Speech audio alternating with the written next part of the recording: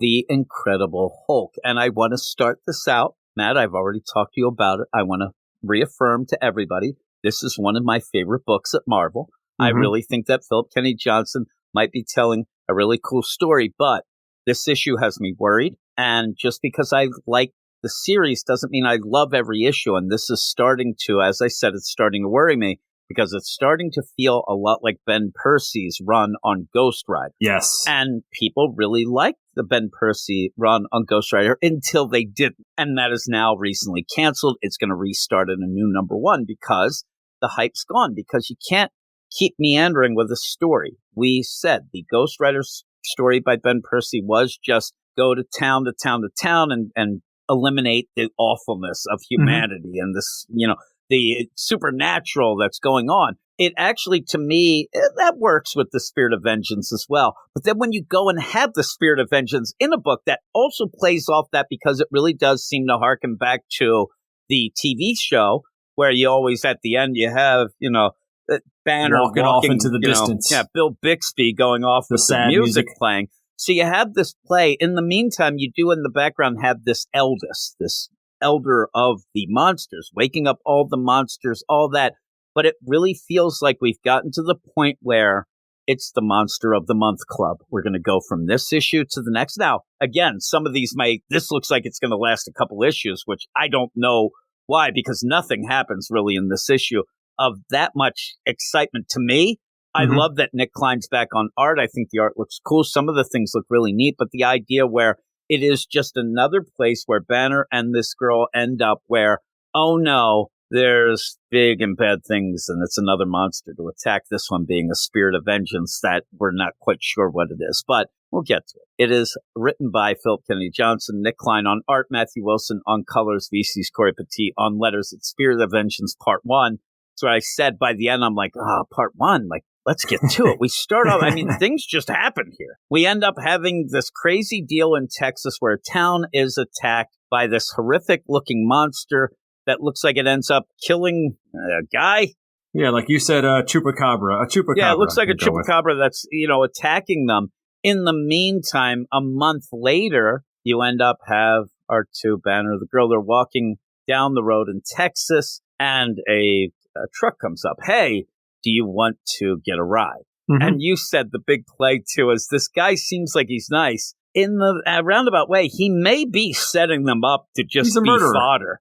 You know what I mean? Sacrifices. Yeah, they might think, well, we'll get these guys. It doesn't play totally like that, because even when they get there, I swear to God, the play should have been the guy saying, you have to sleep outside the camp. It'll eat you first. It'll eat and then go away. But in the meantime, they go, and there's just weird plays. They end up getting a ride. There's a cute little girl that they're like, oh, there's monsters here. But the play will be that Banner will say, I need to sleep outside the camp, outside this little makeshift town deal. And they're like, no, you can't. These monsters. Well, in fact, Banner's like, Bruce is like, I kind of a monster myself. And he doesn't feel like he's there to stop any. He's just there. They're going to move on. These people are going to actually take them to the town they want to, 30 miles west, when they wake up the next day. In the meantime, I think he's afraid he's going to Hulk out and maybe hurt some people, so he wants to be outside the deal. In the meantime, we go to this town that seems like they're going to get to, and you have this guy, possibly his wife, I'm not sure, Shakes. Oh, Shakes. This guy's like, hey, I'm going to go to talk to the people at the club. We're going to maybe go bowling. Okay, Shakes? Yeah, okay. And then as he's going and kisses her goodbye, he envisions that he's going to slice and dice her. And boy, those arms are just, that's where you get the shakes. It's that underarm. The arms and the legs. It's a good visual if nobody's seen it. I'm telling you, this guy isn't exactly Jekyll Elaine either. You know what I mean? Holy moly. So he's definitely not going to the gym. We know that. He's heading out with his buddies. He gets in the car, and as he's driving, he sees this vision where it looks like maybe he got eaten as well and has become the Chupacabra, but he's trying to fight it off. I'm not sure. He sees the monster in the rearview while he envisions running over this poor couple that's walking across the street. This guy's freaking out. We just leave that to go back to where Banner is and where this makeshift little town settlement. So Banner and the girl were walking. They get a ride. They say, "I want to drive 30 miles." Right? Is that what it was? The next town is 30 miles. How mad would you be if a 30-minute drive turned into, we're spending the night somewhere and we'll get back to you tomorrow? I'd be so mad. I just start walking. This is not an hour and a half drive. This is 30 minutes. No, I don't want to go sleep in your weird town tonight. And you see the idea. They were on a highway in the middle of Texas. There's nobody on this highway. I'm thinking that they might be able to go like 75.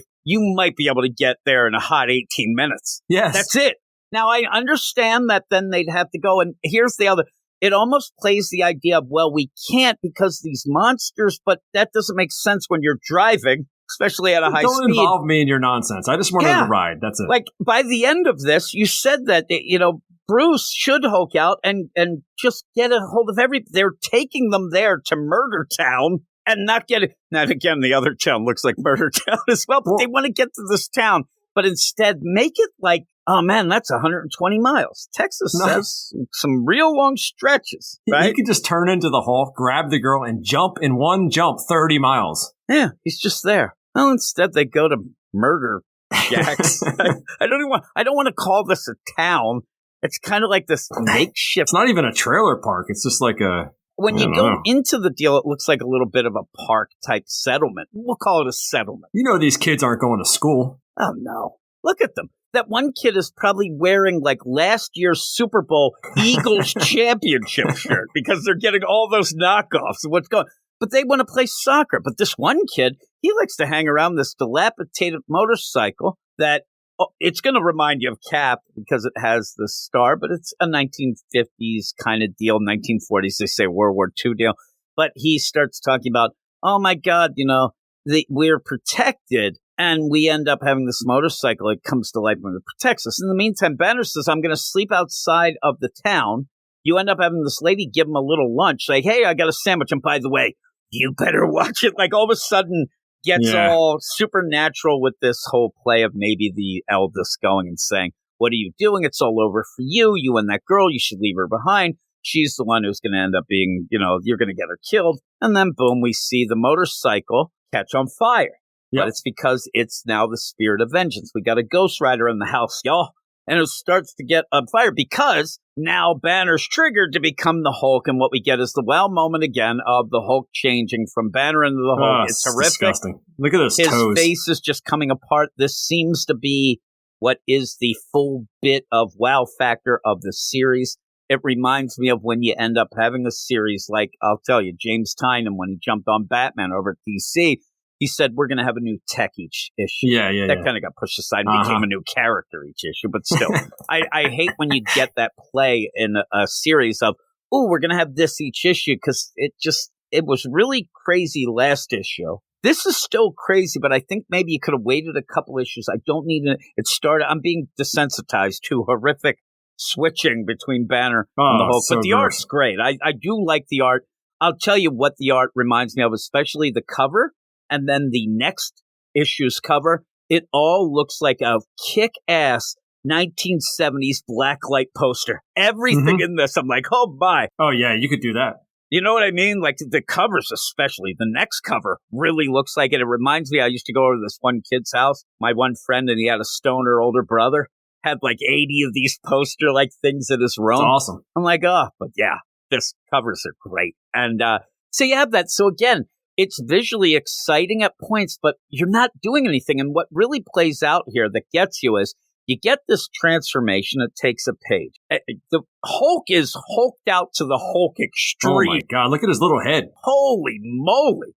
Right? It looks like he's got it's not even muscles anymore. And his lats and his freaking delts, they're tumors. He was doing lat pull downs for like a year straight. Like, they talk about people skipping leg day. He never skips delt day. Look at those things. I mean, it's huge. It looks like a brain. So he ends up like, you never learn. And now we're going to get that back and forth. A cool play where he's looking down into a puddle of blood because he's just transformed.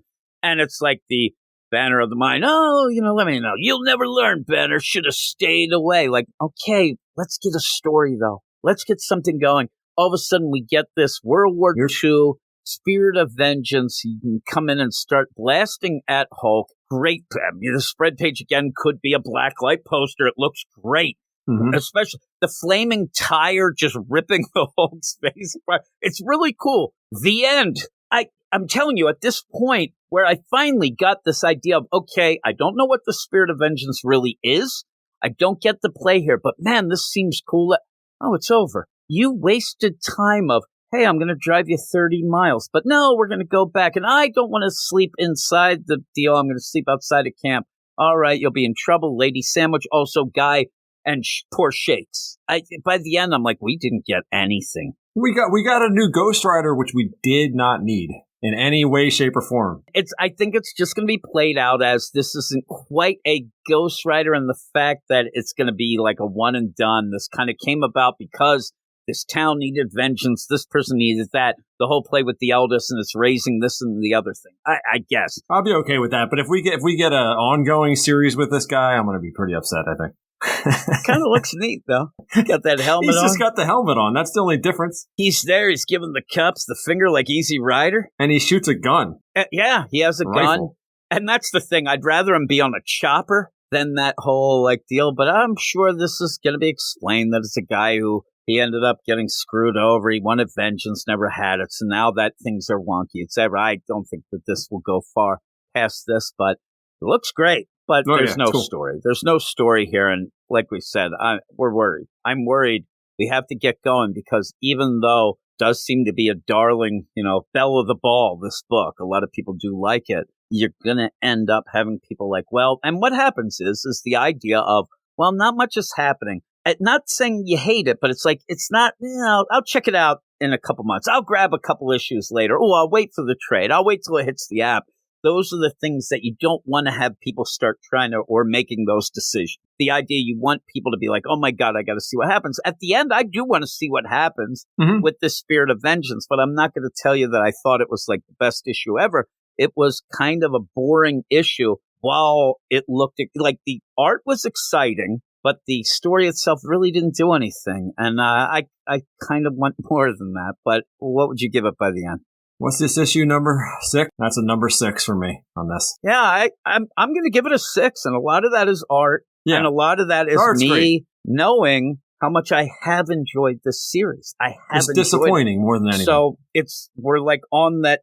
We're on the teetering line here, right? Where we'll give it a 6, but the next issue has to improve, or else it's going to really start going down. We're at a point where we now recognize that things aren't moving forward, that we have that in our heads. So you gotta do more than this. Hopefully you get Bruce and he saves Shakes. I'm worried about Shakes. Shakes there. The idea that I'm sitting there and one thing that I remember, Shakes. So ridiculous. Shakes.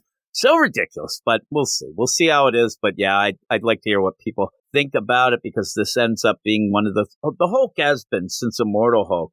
Has kind of been one of those books. I know there was that little Donny Cates Starship Hulk that I hated, but even then, forgot about that one already. This has that play more of an Immortal Hulk by Al Ewing, and that was another book that you could go through, and I got bored at points in that. Issue 25, I got completely furious and stopped reading for a while, but if you say that to people, they get so angry at you because they want to sit there in their mind and say that all 50 issues were 10 out of 10s. That's very tough to do, but they end up only remembering their overall, it was awesome.